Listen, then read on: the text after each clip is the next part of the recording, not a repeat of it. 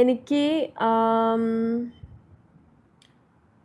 എനിക്ക് എൻ്റെ ഉള്ളിൽ എന്താ വെച്ചാൽ I want refriend a friend who left me. മനസ്സിലായോ? അത് മലയാളത്തിൽ പറഞ്ഞു കൊടുക്ക്. അതായത് ഇപ്പോൾ നമുക്ക് കുറേ ഫ്രണ്ട്സും കാര്യങ്ങളൊക്കെ ഉണ്ടാവുമല്ലോ.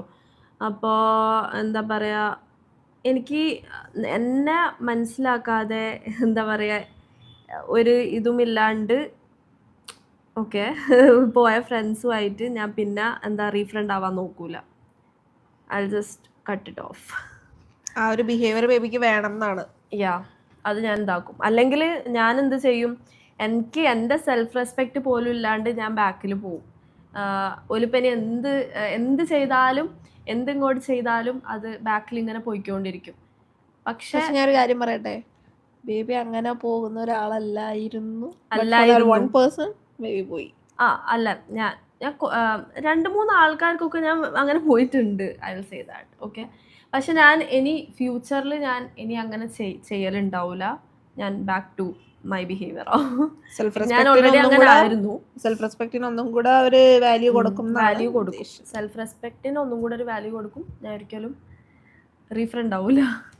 ആൻഡ് ആള് ഇൻട്രസ്റ്റഡ് അല്ലെങ്കിൽ പിന്നെ കൺവിൻസ് ചെയ്യാനൊന്നും ഞാൻ പോവില്ല. Let it be.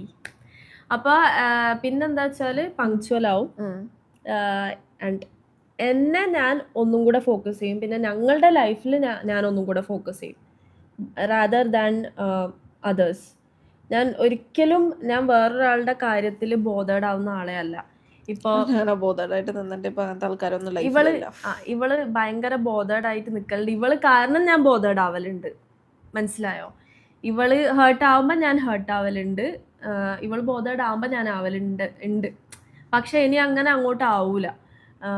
കാരണം നമുക്ക് നമ്മളല്ലേ ഉള്ളൂ. അപ്പോൾ നമ്മൾ നമ്മളെ ശ്രദ്ധിക്കണം. നമ്മൾ നമ്മളെ ലൈഫ് നോക്കണം. മറ്റുള്ള ഒരാളെ പറ്റി ചിന്തിച്ചിട്ടോ ബോധേഡ് ആയിട്ടോ നമ്മളുടെ ലൈഫോ അതോ നമ്മളെ ഇതൊന്നും കളയാൻ പാടില്ല.